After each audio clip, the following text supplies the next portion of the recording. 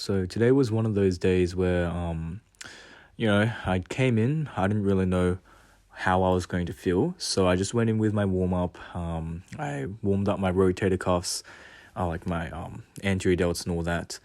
And, I tried out my first half-lace straddle hold, and I just knew it just wasn't going to be that day.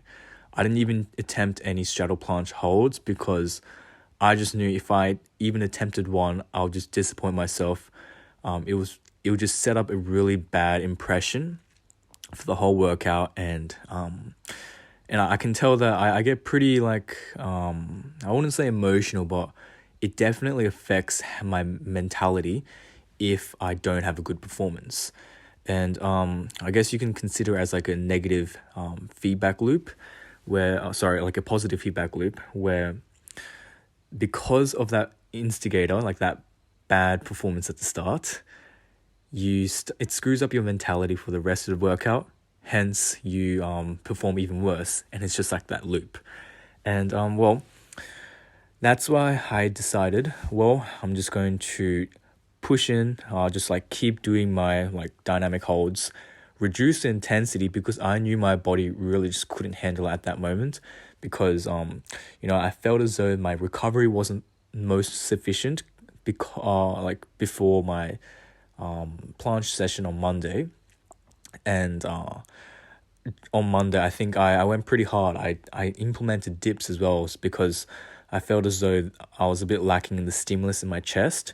This isn't really related to the performance for the planche, but more so the underdevelopment that I see in my chest.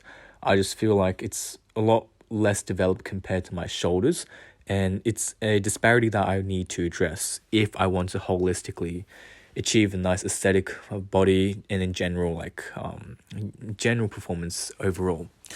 Another thing I wanted to mention was because of this recent change in the program, there's definitely going to be a first case scenario where the first time you experience a workout, your body would not adapt to that stimulus at all.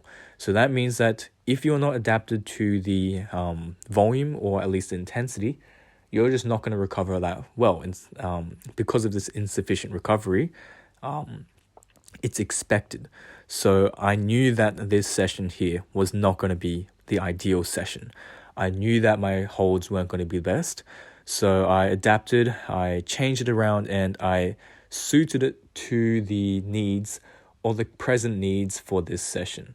If I'm being honest, at the start when the holds weren't the best, I was like, damn, it's not a good feeling because when you're in this high moment where your holds are consistently strong, you have a good baseline, and suddenly you drop in performance, it's a massive hit to the ego, a massive hit to your pride, and a massive hit to the perceived progression that you've initially adapted.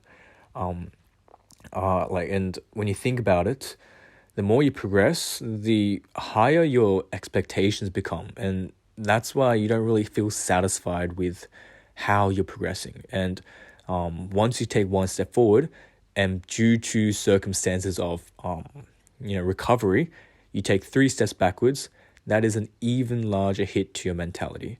And that being one of these days, you just got to cop it. You need to just accept it and keep pushing. I know for sure that from my experience, I'm going to get used to this program. I'm going to get used to the stimulus in my chest, and it's going to get better.